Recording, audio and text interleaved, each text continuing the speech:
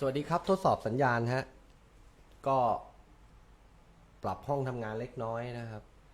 สวัสดีทุกท่านครับวันนี้วันที่11เดือนกรกฎาคม2562ทดสอบสัญญาณสวัสดีทุกท่านครับสวัสดีครับสวัสดีและก็สวัสดี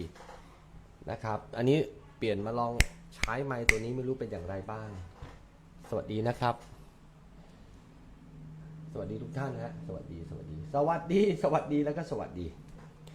นะฮะมีหลายเรื่องนะครับที่อยากจะเล่าให้ฟังแต่วันนี้ขออนุญาตเดี๋ยวดึกๆจะกลับมาเล่าให้ฟังนะครับผมลองทดสอบสัญญาณอยู่ขยับห้องจัดห้องทำงานใหม่ยุบให้มันเล็กลงแล้วก็ลองดูว่าเปลี่ยนไมค์และเสียงมันจะเป็นยังไงบ้างนะครับถ้าไม่ดียังไงก็เดี๋ยวขออภัยเดี๋ยวผมจะเซตให้มันดีกว่านี้นะฮะโอเค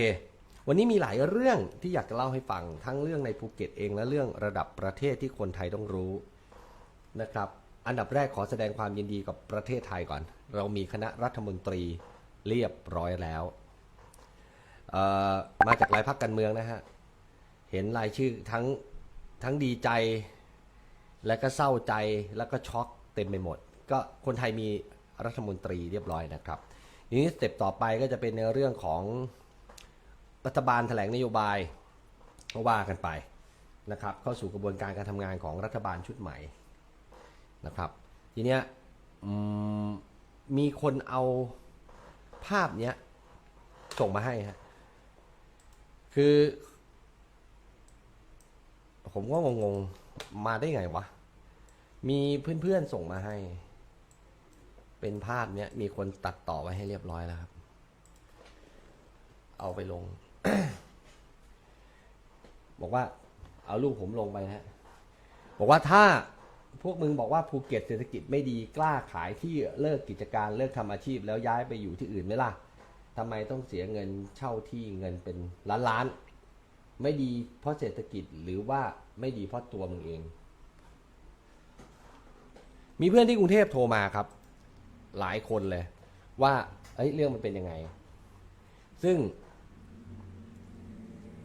จริงๆแล้วอย่างที่บอกเศรษฐกิจภูเก็ตมันไม่ดีใช่ไหมผมว่ามันก็ไม่ดีจริงๆแหละแต่ถามว่าไม่ดีที่ภูเก็ตมันก็ยังดีกว่าหลายๆที่ในประเทศไทยถามว่ามันแย่ลงกว่าทุกปีใช่ไหมก็ใช่นะแต่มันมีเหตุผลซัพพอร์ตเต็มไปหมดนะครับไม่ใช่ว่าคือผมไม่ค่อยเห็นด้วยกันเท่าไหร่กับการที่จะว่าผลักภาระไปให้กับรัฐบาลว่ารัฐบาลไม่ส่งเสริมการท่องเที่ยวหรืออะไรก็ตามแต่ที่มันช่วยให้เศรษฐกิจของภูเก็ตดีหรือว่าจังหวัดอื่นๆดีนะครับเสียงออกข้างเดียวอ๋อเสียงเบามากๆเวนโอเคจะพยายามทำให้ดีที่สุดเดี๋ยวค่อยๆปรับเอาดูนะครับทีเนี้ยขออนุญาตนิดนึงคือผมว่าผมเร่งสุดแล้วนะภูเก็ตมันไม่ดีหรือมันจะดียังไงก็ตามแต่ในมุมผมมองว่าเราจะไปโทษรัฐบาลไม่ได้เสียทั้งหมดเพราะว่าเราเองไม่เคยกระตุ้นการท่องเที่ยวเราเองไม่เคยสร้างแหล่งท่องเที่ยวใหม่ๆเราเองไม่เคยมองเห็นลูกค้าที่เป็นคนไทยเราก็จะเน้นแต่ต่างชาติเราไม่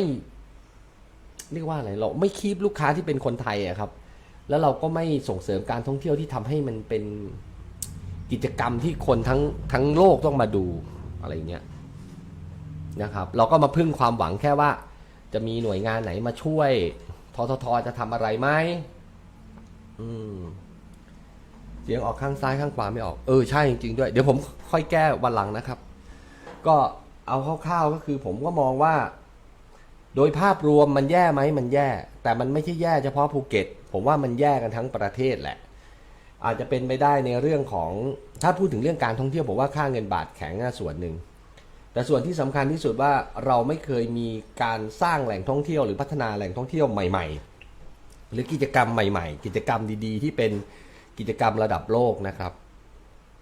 เพื่อที่จะกระตุ้นให้มันมีการที่มาเที่ยวภูเก็ตตลอดทั้งปีนะครับหลายท่านก็จะมาจมมาเหนื่อยกับช่วงโลซีซั่นนะครับเพราะว่าไฮซีซั่นก็ไม่มีใครบ่นแต่โลซีซั่นมึงก็บ่นกันชิบหายเลยอันนี้เรื่องปกติ นะครับทีเนี้ยในมุมผมก็อยากจะฝากนะครับ ฝากถึงท่านสสที่มาจากพรรคพลังประชารัฐทั้งสองท่านไหนๆท่านชนะการเลือกตั้งที่ภูเก็ตเป็นสมาชิกสภาผู้แทนราษฎรถูกต้องตามกฎหมายที่ภูเก็ตทั้งสองท่านเลยนะครับผมยังไม่เคยเห็นท่านทั้งสองออกมาช่วยทำอะไรให้ภูเก็ตเลยอย่างเป็นรูปธรรมนะครับขอวิพากษ์วิจารณ์ท่านในฐานะประชาชนคนหนึ่งนะครับที่มีทะเบียนบ้านอยู่ที่ภูเก็ตผมมองว่าท่านไม่ช่วยอะไรภูเก็ตเลยซึ่งก่อนหน้านี้ผมก็พูดเสมอว่าสสไม่ได้มีประโยชน์หาอะไรเลยกับการที่จะทำให้ภูเก็ตมันเจริญเพราะหลายๆอันมันก็พิสูจน์มาแล้วมันก็ไม่ใช่ผมนึกพูดเสมอว่าปกครองท้องถิ่นต่างหากไหมที่จะเป็นคนที่ช่วยเหลือภูเก็ตมากกว่านะครับอ่อนใจมันก็เลยต้องกลับมามองคนซื้อส่งรูปมาให้ดูเป็นเพื่อนๆนะครับในคำพูดนั้นผมยืนยันว่าผมพูดไปจริงผมบอกว่าถ้าเราว่าภูเก็ตไม่ดีผมก็บอกว่าคนที่มีที่บังลาหรือที่เป็นพื้นที่ทองคำตรงนู้นตรงนี้ผมเรียนถามด้วยความเคารพว่าทำไมไม่ขายหรือว่ายกเลิกสัญญาเช่าแล้วออกจากภูเก็ตไปเลยอะไรเงี้ยทำไมไม่ทำก็ไม่มีใครทำทุกคนก็ยังแบกกันไหวอยู่นะครับนักธุรกิจหลายคนก็ยังแบกไหวอยู่ซึ่งบางทีสื่อบางอันรายงานว่าคืนที่ไปกว่า 30% ผมมองว่ามันไม่ใช่คืนที่แหละในมุมผมมันคือการที่เขาทำธุรกิจไม่ไหวการคำว่าไม่ไหวของเขาอย่าลืมว่าถามง่ายๆว่าที่ผ่านมาเราทำทัวร์เราทำอะไรก็ตามแต่ที่เป็นเรื่องที่เกี่ยวกับเรื่องของการท่องเที่ยวเราไม่เคยทำอะไรให้มันแตกต่างคุณมีบาร์เหล้าคุณก็จะทำบาร์เหล้าแบบสไตล์คุณนะคุณก็จะเดิมทริปทัวร์ก็ไม่เห็นจะมีอะไรเลยก็ไปพีไปสิมิลันไปอะไรอ่าวพังงามันก็วนๆอยู่อย่างเงี้ยครับมันก็เลยเป็นเหตุผลที่ผมมองว่าภูเก็ตไม่พัฒนาก็เพราะพวกเราเองหรือเปล่าเศรษฐกิจมาไม่แดกเป็นเพราะอะไรเป็นเพราะพวกเราเองหรือเปล่าหรือเป็นที่อะไรผมต้องชื่นชมหลายคนหลายท่านที่พยายามจะจัดกิจกรรมอะไรก็ตามแต่นะครับเพื่อที่จะส่งเสริมการท่องเที่ยวจากภาคเอกชนผมชื่นชมแต่อย่าลืมว่าสิ่งที่มันทำให้ภูเก็ตบอบช้ำที่สุดก็คือกฎหมายบางอันมันไม่ดีเลยอย่างว่าห้ามดื่มแอลกอฮอล์บนพื้นที่สาธารณะบนชายหาดอะไรเงี้ย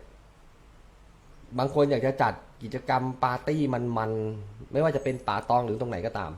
มันก็มาติดยึกติดยักกับกฎหมายข้อนี้แต่พอไปดูที่อื่นๆนะครับก็ไม่เห็นมีไปทำอะไรเขาอย่างสมุยก็ยังปาร์ตี้กันมันเกาะพะงันมันเฮี้ยนะฮะเยอะแยะฮะหลายๆที่แม่งมันกันสุดๆทั้งที่มันมีกฎหมายเดียวกันแต่ภูเก็ตกลายเป็นอะไรที่แบบโดนล็อกข้อมือล็อกข้อเท้าไปหมดเราจะไปข้างหน้าก็ไม่ได้จะถอยหลังก็ไม่ได้จะทำอะไรก็ผิดไปหมดอีกเรื่องนึงที่น่าตกใจก็คือเรื่องของสิ่งแวดล้อมครับกฎหมายด้านสิ่งแวดล้อมผมเห็นด้วย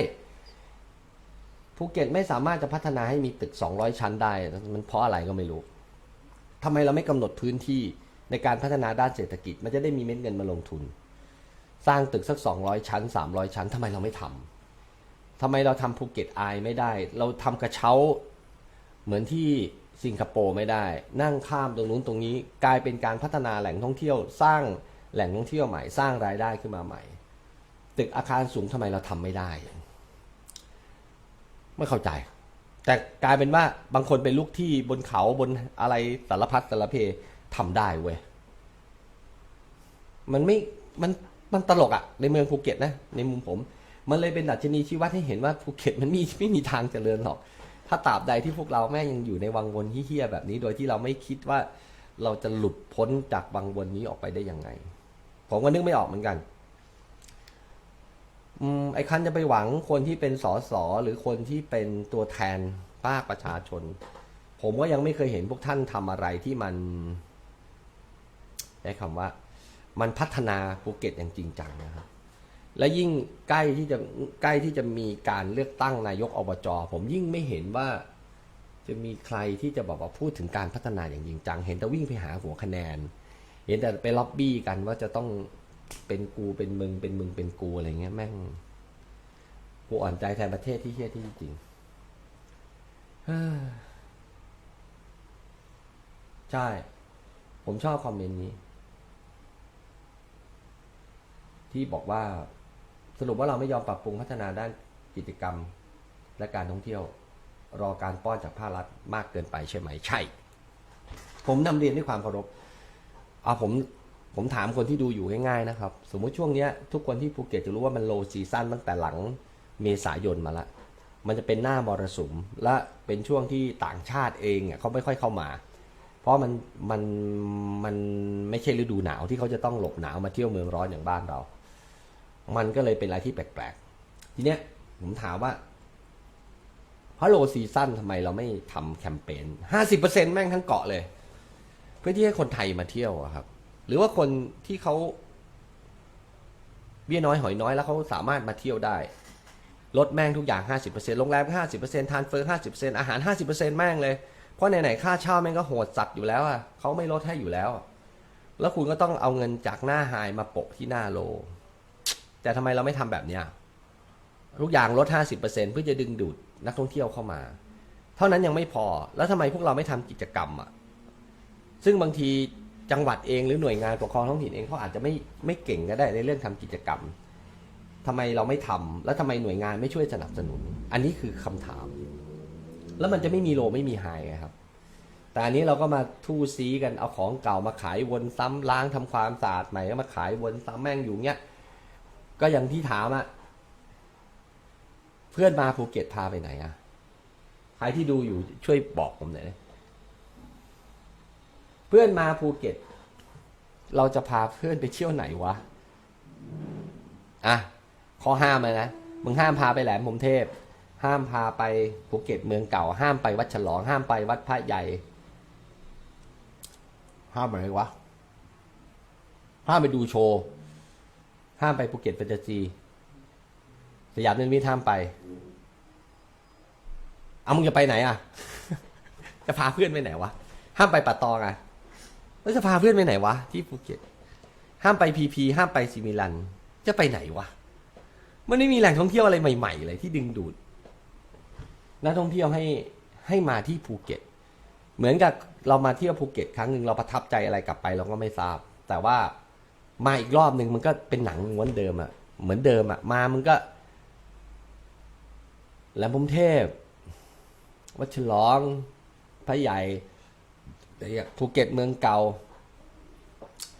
ภูเก็ตแฟนตาซีไปดูโชว์ไซมอนอะไรเงี้ยอากูไดอะไรอีกวะไปไหนอีกไปเดินป่าตองบางลาไปพีเดทิปไปอ่าวพังงาเมื่อขวนอยู่อย่างเงี้ยแล้วมันไม่มีการปรับปรุงเปลี่ยนแปลงหรือว่าสร้างอะไรใหม่ๆกับกระบวนการการท่องเที่ยวเราไม่มีเหี้ยอะไรเลยเพราะฉะนั้นจะมาโทษทำเหี้ยอะไรว่าเศรษฐกิจไม่ดีปล่อยน้ำเน่าลงเลยอันดับ 8ของโลกนะคืออย่างที่ผมนำเรียนภูเก็ตมาติดกฎหมายเยอะไปนิดนึงเราควรที่จะพูดถึงหนักกันเยอะๆได้แล้วครับเรื่องของเมืองปกครองพิเศษหรือเมืองอย่างเมืองพัทยาเนี่ยที่มีรูปแบบการบริหารจัดการแบบพิเศษสามารถออกกฎหมายสามารถปรับเปลี่ยนกฎหมายให้มันสอดคล้องกับการลงทุนให้ได้และมันต้องมาจากคอนเซปต์นี้ก่อนถ้าภูเก็ตยอมเป็นเมืองที่เสียสละหารายได้ให้เข้าประเทศผมเคยทำคลิปไปตั้งหลายปีแล้วนะท้าว่าเอาไหมรัฐบาลเอาไหมปีละ2 ล้านบาทก็ได้ไทยเนี่ย2 ล้านบาทภูเก็ตทำปีละ1 ล้านก่อนก็ได้ตอนนี้ภูเก็ตได้หลักแสนล้านนะฮะที่ทำรายได้เข้าประเทศอันนี้ไม่รวมการเสียภาษีนะมีรายได้เข้าประเทศแต่ภูเก็ตต้องสูญเสียอะไรไปบ้างผมอธิบายไว้หมดแล้วเรื่องทรัพยากรเรื่องสิ่งแวดล้อมเรื่องเราโดนไปหมดแต่เงินกลับมาพัฒนามันไม่ตรงกับความต้องการแล้วเราไม่สามารถสร้างแหล่งท่องเที่ยวใหม่ๆได้เลยถ้าคอนเซปต์คือภูเก็ตต้องเสียสละเป็นเมืองที่ต้องหาเงินแต่ต้องให้พวกเรามีโอกาสในการที่จะมีกฎหมายที่มันสอดคล้องกับการพัฒนาด้วยถ้าอันนี้โอเคแต่ถ้ามัน มันกฎหมายเดียวมันบังคับทั้งประเทศอย่างกฎหมายเปิดปิดสถานบันเทิงเนี้ยมันพัฒนายังไงตึกอาคารสูงเนี้ยเราสร้างไม่ได้แต่เราไปออกทางข้างแล้วก็ไปลุกที่เพิ่มเติมแทนที่เราจะยกอาคารสูงสมมติป่าตองเป็นเหมือนสิงคโปร์เหมือนมาเก๊าได้ไหมเหมือนฮ่องกงได้ไหมอาคารสูงๆสร้างบนเขาฮ่องกงมาเก๊าสิงคโปร์ไม่เห็นมีใครตายเลยทำไมเราไม่แบ่งพื้นที่ครับพื้นที่สำหรับการพัฒนาก็พัฒนาให้เต็มที่เลยมันมีเม็ดเงินมาลงทุนเก็บภาษีเต็มเม็ดเต็มหน่วยแต่พื้นที่อีกพื้นที่หนึ่งเป็นพื้นที่อนุรักษ์พื้นที่ด้านการท่องเที่ยวก็เอามันโคตรสิ่งแวดล้อมแม่งโคตรดีเลย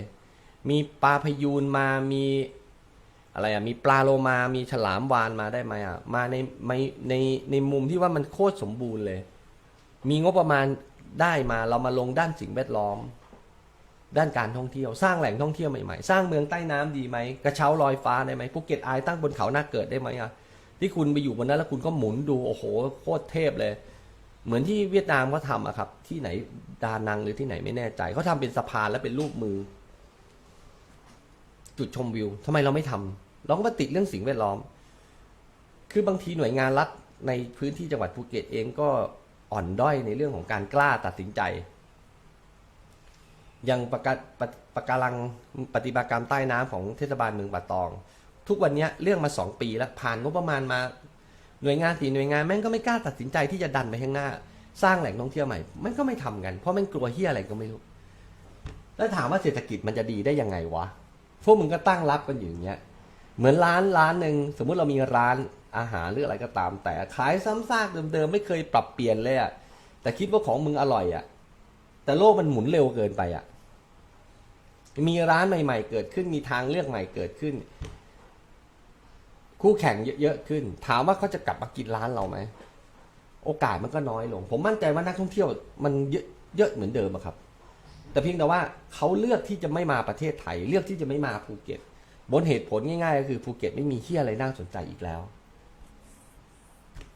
ผมก็บอกต่อให้บาทแม่งแข็งโป๊กไป20 บาทต่อ$1ก็ได้การท่องเที่ยวส่งผลไหมส่งแต่ถามว่าในโลซีซั่นมึงยอมลด 30% 50% ให้มันแมทช์กับเงินที่มันลดลงบาทมันแข็งขึ้นทำไมเราไม่ทำทำไมเราต้องไปลดค่าห้องเฉพาะผ่านAgodaทำไมเราไม่ทำเองวะผ่านไอกองทุนพัฒนาเมืองสร้างเว็บไซต์ขึ้นมาช่วงโลซีซั่น 50% คุณลงมาจากสนามบินใส่ลิสต์แบนจ่าย1,000เลยในเนี้ยถ้าถือลิสต์แบนนี้ไปปั๊บมึงเดินเข้าโรงแรมไหนร้านอาหารไหนทั้งภูเก็ตแม่งเลยที่มีป้ายก็ได้ป้ายนี้มึงตึ๊ดปึ๊บมึงได้ลด 50% เลยผมมั่นใจว่าช่วงโลซีซั่นก็มีนักท่องเที่ยวแต่ถามว่าใครต้องเป็นคนทำผู้ว่าทำได้ปะล่ะสสทำได้ไหมล่ะหรือใครเป็นคนทำหรือภาคส่วนประชาชนมาร่วมกันทำหรือทุกคนต้องช่วยกันทำนี่คือที่ผมย้ำนักย้ำหนาคือว่าตกลงเศรษฐกิจแม่งหมาไม่แดกเพราะบาทแข็งเพราะรัฐบาลไม่ส่งเสริมหรือเพราะพวกมึงและพวกกูวะ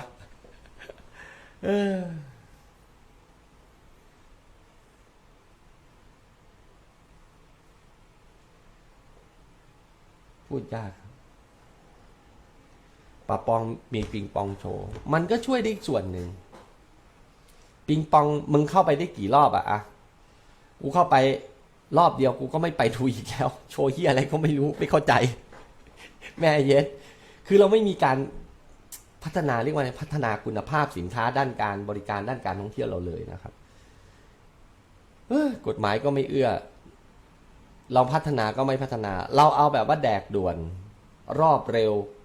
โฉบเฉียวเฉียดเอาง่ายๆถ้าคุณไปเดินตลาดท้ายรถนาคามันจะต่างกับตลาดที่กาดอะไรวะที่เชียงใหม่กาดสวนแก้วกาดอะไรไม่รู้ทำไมที่นู่นของแฮนด์เมดของที่แบบว่าเป็นงานฝีมือแม่งโคตรเยอะเลยครับทำไมเขาขยันทำกันมากกว่าคนภูเก็ตแต่มันน่าสนใจไงมันมีเสื้อมันมีหมวกมันมีอะไรที่เป็นงานแฮนด์เมดที่มันดูเป็นงานพื้นถิ่นคนไทยเองไปยังชอบซื้อเลยอย่างผมเคยไปที่หัวหินผมโอ้โหทำไมเขาทำนู่นทำนี้ที่เป็นงานแฮนด์เมดนั่นสุดยอดจริงเห็นแล้วเราก็อยากอุดหนุนแต่เรามาภูเก็ตเราเห็นที่อะไรเราเห็นสบู่รูปมะม่วงเงี้ยกูเห็นแม่งขายมาไม่รู้กี่ปีแล้วกูมึงก็ไปสั่งมาจากร้านเดียวไอ้เหี้ยยามองแล้วเสื้ออะไรวะเสื้อเบียร์ช้างเสื้อกระทิงแดง สินค้าละเมิดลิขสิทธิ์กูเห็นนะมึงขายกันอยู่แค่เนี้ยแล้วมึงก็บอกเศรษฐกิจมันไม่ดีแต่มึงก็ขายเหี้ยอะไรที่แม่งซ้ำซากกันอยู่อย่างเงี้ยโคตรซ้ำซากเลย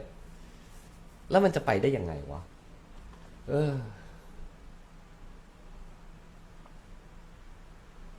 อันนี้แหละคือปัญหา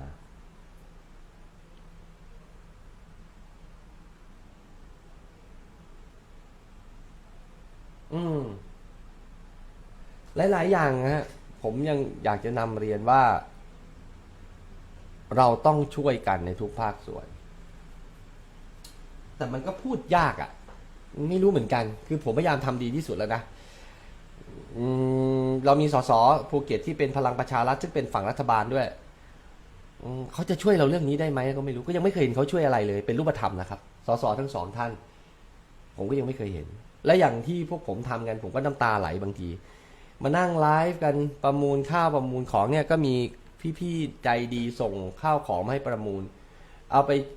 ซื้อคอมพิวเตอร์ให้โรงเรียนซื้อแอร์ซื้ออะไรทำไมมันขาดแคลนไม่หมดเลยวะโรงพยาบาลก็ไม่มีหาอะไรทั้งที่ภูเก็ตมันต้องเป็นอะไรคือแบบปัญหาเยอะแยะไปหมดสิ่งแวดล้อมเรื่องการขาดแคลนด้านการศึกษาเรื่องสาธารณสุขที่เต็มไปหมดเลยเราก็ติดยึกติดยักกฎหมายหาเหวแต่ไปดูที่โรงเรียนในภูเก็ตไม่มีคอมไม่มีแอร์โรงพยาบาลขาดแคลนยึดแม่งงชิบหายเลยแต่เราหันไปดูผู้หลักผู้ใหญ่ในบ้านเมืองเรามีเครื่องบินเจ็ตของตำรวจเงี้ยเรามีเรือดำน้ำเงี้ยเรามีรถถังเรามีอะไรเต็มไปหมดเลยแต่แม่งแบบทำไมตูนแม่งต้องออกมาวิ่งด้วยวะเปลี่ยนรัฐมนตรีอ่ะรัฐมนตรีแม่งจะเอายังไงดีวะก็ประมาณคือหาอะไรวะวันนี้นั่งดูข่าวก็บอกคณะกรรมาธิการมีงบ14 ล้านต่อชุดอะไรทั้งหมดนะงบอีกก็เป็นร้อยล้านพันล้านอีกก็กูก็ไม่เห็นว่าโรงเรียนมันจะมีคอมพิวเตอร์โรงพยาบาลมันจะมีอุปกรณ์พอกันสักทีและเห็นอะไรนะสสเขาอภิปรายมีกรมอุทยานถ้าประจำไม่ผิดนะครับกรมอุทยานจัดงบไปดูงานที่แอฟริกาใต้48 ล้านแต่พวกกูต้องมานั่งไลฟ์สดเพื่อที่จะหาเงินไปช่วยเด็กนักเรียนยันแม่ไปช่วยโรงพยาบาลคือทำทุกวันนี้พูดตรงยิ่งทำยิ่งงงคือผมยอมรับว่าวินาทีนี้กูโคตรงงเลยการท่องเที่ยวทุกคนก็หมาไม่แดกแล้วเราก็ไม่ช่วยกันภาครัฐก็ไม่ช่วยกฎหมายก็ไม่แก้มีสสก็ไม่ทำอะไรกันภาคส่วนประชาชนนักธุรกิจก็ได้แต่มองหน้ากันตาไปปิดไม่จับมือกันขึ้นมาทำเชี่ยอะไรกันสักอย่างระบบสาธารณสุขโรงพยาบาลคนที่แบบลากย่าหน่อยเขาก็อยู่กันไม่ค่อยได้โรงเรียนไม่มีคอมพิวเตอร์ไม่มีแอร์งบประมาณขาดแคลนเฮี้ยทำไมมันเฮี้ยกันไปหมดวะแต่ทำไมประเทศเราแม่งแบบว่ามองว่าภูเก็ตแม่งหาอะไรได้เยอะแต่เราไม่ยอมปลดล็อกให้ภูเก็ตเป็นภูเก็ตที่แบบว่าสามารถดูแลตัวเองได้และส่งเงินภาษีกลับไปได้เยอะๆแล้วก็เสียสละเป็นเมืองที่ต้องหาเงินกูก็งงผมงงมากเลยแล้วมันจะไปยังไงวะเหมือนยิ่งแก้ยิ่งพันกันนะแล้วใครจะเป็นคนลุกขึ้นมาพาทำทั้งหมดแล้วใครจะเป็นคนที่บอกประชาชนทั้งหมดว่าเฮ้ยเราควรที่จะต้องเป็นแบบนี้แบบนั้นปัญหาควรจะแก้ยังไงยิ่งเนี่ยวันนี้ก็เพิ่งล่าสุดก็เงินที่ทุกท่านบริจาคมาแล้วก็ขอบพระคุณอย่างสูงนะ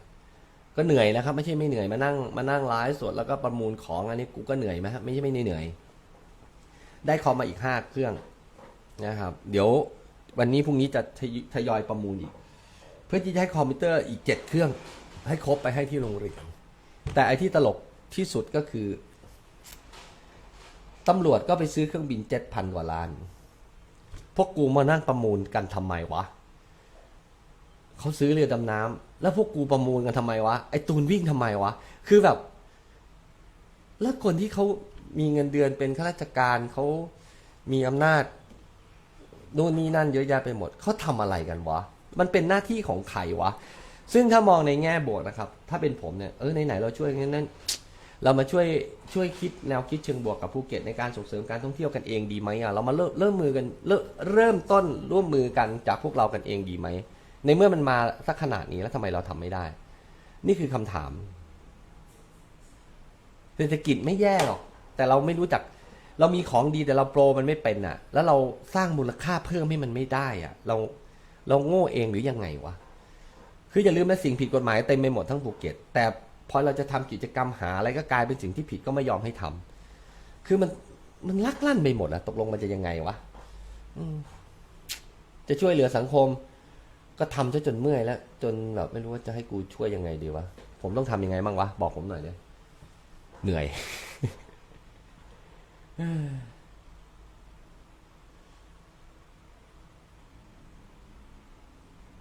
เหนื่อยครับ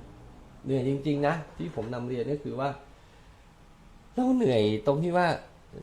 เราจะทำไปถึงไหนวะอย่างที่ผมจะช่วยโรงเรียนผมก็จะช่วยไปเรื่อยๆนะครับแต่เหนื่อยใจตรงที่ว่า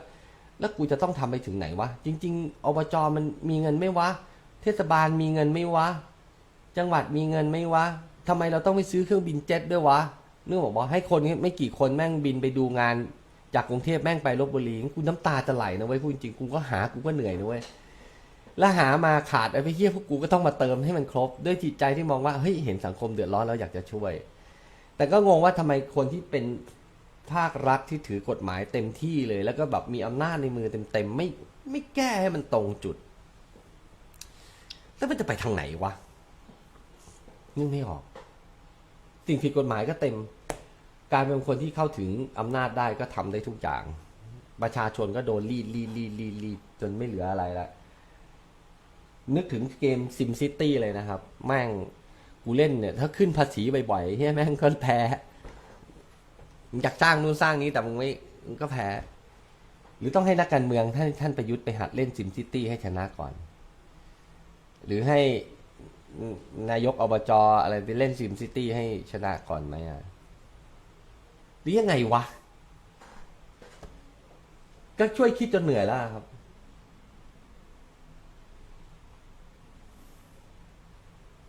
เนี่ยหลายอันที่ทุกคนพิมพ์มางบมีก็ไปทำอะไรก็ไม่รู้แล้วเวลาประชาชนจะตรวจสอบก็มีปัญหาอย่างเราบอกว่าเราเป็นสื่อทั้งที่กูก็มึงให้กูเป็นอะไรดีกูก็นึกไม่ออกพอตรวจสอบเสร็จก็มีการบางคนไม่พอใจก็ไปฟ้องร้องอะไรก็ไม่รู้แล้วก็แบบแล้วเราจะไปตรวจสอบพูดเรื่องจริงก็ไม่ได้เห็นกับตาว่าเขาผิดก็ไม่ได้ไปร้องเรียนแม่งเรื่องเป็นปีก็ยังไม่ไปไหนประเทศชาติก็ไม่พัฒนาไปทางไหนก็เลยงงๆว่าเฮ้ยตกลงกูต้องทำยังไงวะเนี่ยทั้งที่จิตใจทุกคนอยากจะให้บ้านเมืองมันดีเริ่มด้วยตัวเองก็เริ่มจนไม่รู้จะเริ่มยังไงแล้วไอ้เหี้ยแล้วมันจะยังไงวะงงประเทศเราแม่งก็เป็นอย่างนี้แหละครับว่ากันไป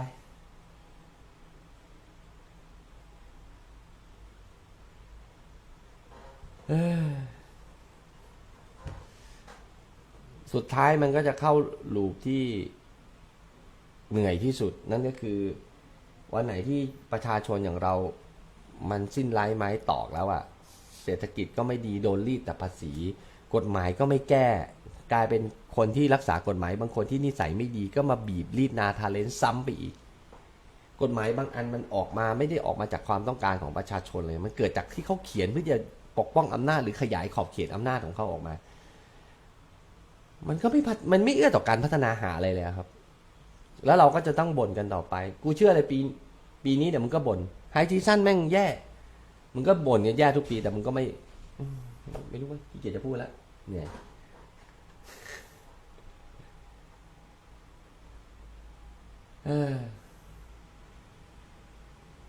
ให้กำลังใจทุกท่านแล้วกันนะฮะส่วนตัวผมเองผมก็จะทำต่อไปเรื่อยๆในฐานะประชาชนคนหนึ่งที่อยากให้บ้านเมืองมันดีแต่ผมพยายามที่จะรณรงค์เสมอว่าทุกคนต้องเคารพกฎหมายและทุกคนก็จำเป็นที่จะต้องช่วยเหลือประเทศชาติบ้านเมืองไม่มากก็น้อยแต่การช่วยของเราบางทีผมเห็นแล้วผมท้อใจอย่างที่นำเรียนผมอ่อนผมพุ่งตรงนั้นไม่เคยรู้สึกท้อใจขนาดนี้มาก่อนรู้สึกดีมากกับการที่เห็นทุกคนได้ช่วยกันผมได้เหมือนผมมีกำลังมีพลังที่จะบอกว่าเฮ้ยป้ารณรงค์ช่วยกันบริจาคช่วยโรงพยาบาลช่วยโรงเรียนช่วยพอมองเห็นเฮ้ยโรงเรียนขาดแคลนงบประมาณแต่โดยที่ผมไม่ต้องไปตั้งคำถามเลยว่าทำไมโรงเรียนขาดแคลนงบประมาณไม่เป็นไรเราช่วยแต่พอกูมาเห็นเครื่องบินเจ็ตลำนั้นของตำรวจกูรู้สึกกูทำไมวะเนี่ยเอาให้ดูไหมทุกคนมาช่วยกันสลดพร้อมกูเพื่ออะไรวะผมไม่เข้าใจจริงๆว่าเรารวยถึงขั้นเราต้องซื้อเครื่องบินเจ็ตแล้วเหรอครับผมไม่เข้าใจสำนักงานตำรวจแห่งชาติครับเรารวยถึงขั้นต้องซื้อเครื่องบินเจ็ตแล้วเหรอครับ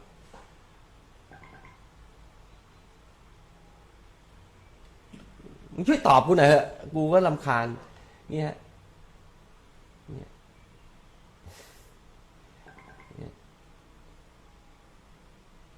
การกล้าสองโอ้ยขี้เกียจจะพูด มันกลายเป็นอะไรก็ไม่รู้ คือแบ่งจ่าย3 งวดนี่ฮะเครื่องบินลำนี้1,100 ล้านผมก็ไม่เข้าใจแบบผมช่วยบอกกูหน่อยนี่คือสิ่งที่ผมท้อนะผมพูดตรงนี่คือสิ่งที่ผมโคตรท้อเลย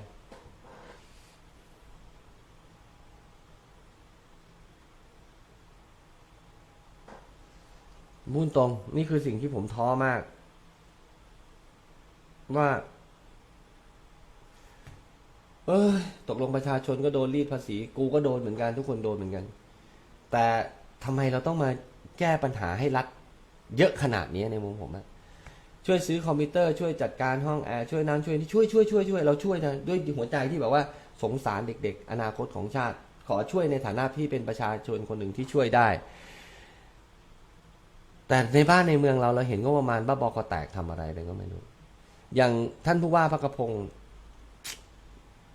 ท่านซื้อเรือตรวจการให้ปพถ้าจำไม่ผิดท่านอนุมัติไปนะครับ9 ล้าน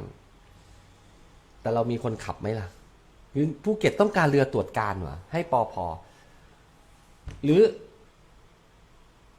รถไฟรางเบาเป็นหมื่นล้านเราต้องการไหมวะระบบอะไรก็ไม่รู้โอ้ปวดหัวเราต้องการไหมวะแล้วทำไมเด็กยังไม่มีคอมพิวเตอร์ใช้โรงพยาบาลยังขาดแคลนอยู่เลยวะแต่เราไปเอารถไฟรางเบามาให้ใครวะอ่อนใจนี่แหละคือผมเหนื่อยนะครับ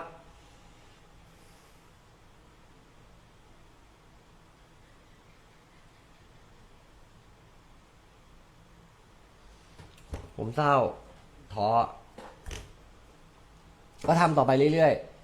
ๆเท่าที่จะมีปัญญานะครับ ก็ในแค่นี้แหละวะขออนุญาตไปทำงานต่อก็เดี๋ยวไปฟังท่านสัมปสามิตท่านนัดประชุมเรื่องชี้แจงไอ้11%ที่เกี่ยวกับภาษีสรรพสามิตกับคนที่ประกอบการสถานบันเทิงนะครับโอ้ยมีแต่เรื่อง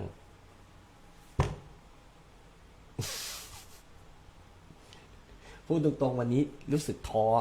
จริงๆผมจะอารมณ์ดีมากเวลาได้พูดถึงเรื่องอะไรก็ตามแต่วันนี้ผมเห็นเครื่องบินเจ็ตแล้วผมท้อมันเหมือนมันเครื่องบินนี่แม่งบินมาตัดขั้วหัวใจกูเลยอะฉึกกูทำไมวะมึงซื้อเครื่องบินได้เย้ยทำไมเด็กไม่มีคอมพิวเตอร์วะท่านซื้อเครื่องบินได้ทำไมตำรวจไม่มีงบบางโรงพักแม่งติดค่าน้ำค่าไฟบางโรงพักเจ้าหน้าที่ตำรวจตกเบิกทำไมต้องมีสวยทำไมต้องมีสินบนแต่ตังค์แม่งเหลือไปซื้อเครื่องบินเข้าใจปะกูก็แบบ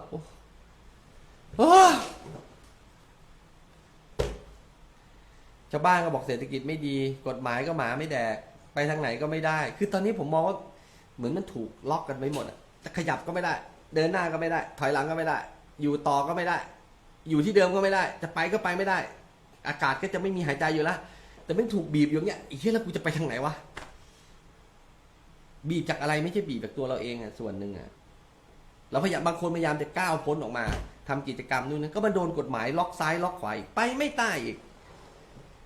แต่หันไม่ดูคนถือกฎหมายเอาเครื่องบินเจ็ตมาบินเล่นซื้อทำไมวะไม่เข้าใจ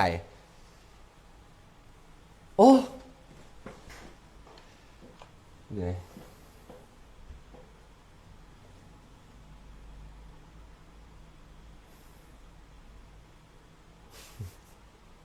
ไอ้ถอยไม่ถอยหรอกแต่ท้อ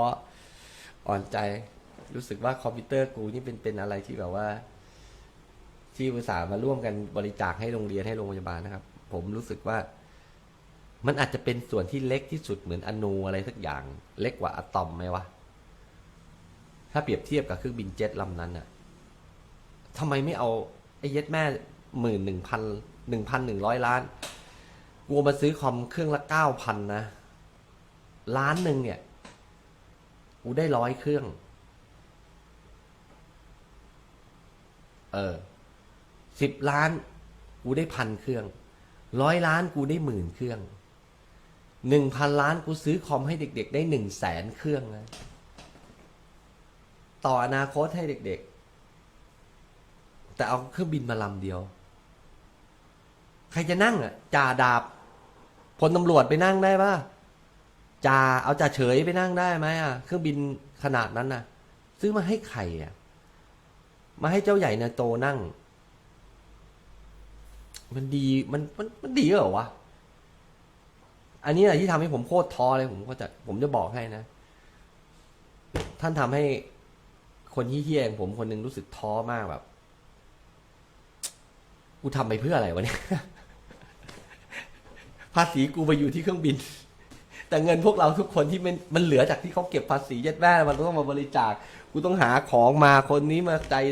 ดีมาช่วยกันทำแล้วก็รวบรวมเงินไปซื้อขาดเราก็เติมเอาไว้ให้เด็กๆแต่ภาษีพวกมึงอยู่ไหนอยู่ที่เครื่องบินปวดหัวเพราะวันนี้ขอบคุณนะฮะที่ติดตามรับชม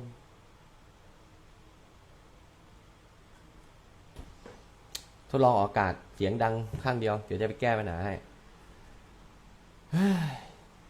ขออนุญาตท้อก่อนสักวันหนึ่งเดี๋ยวพรุ่งนี้ค่อยลุยใหม่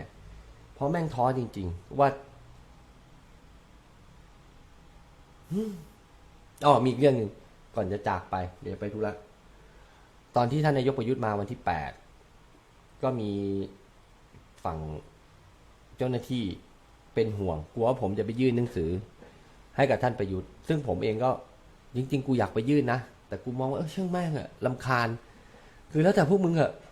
ก็ให้แต่กูทำพวกมึงมาทำกันบ้างได้ไหมอะมันถึงจุดที่พวกเราต้องลุกขึ้นมาทำแล้วไหมอะแล้วจริงๆอะอยากจะบอกท่านประยุทธ์เหมือนกันว่าไม่อยากได้รถไฟรางเบาอยากจะบอกไม่จะยื่นบอกท่านครับผมขอให้ท่านช่วยบริจาคหน่อยได้ไหมครับสัก500ถ้ากูเจอท่านประยุทธ์จริงๆนะท่านบริจาคสัก500ก็ได้ครับเอามาสมทบทุนช่วยผมซื้อคอมพิวเตอร์ให้โรงเรียนเด็กๆบ้านกระหลิมได้ไหมครับไม่ต้องการให้ท่านทำอะไรนะครับจริงแต่ทุกคนก็ห่วงว่ากลัวจะไปร้องเรียนเรื่องว่ามีสบายมีอะไรผูปอนว้าเอาละวันนี้พอฮะเรื่องท้อแท้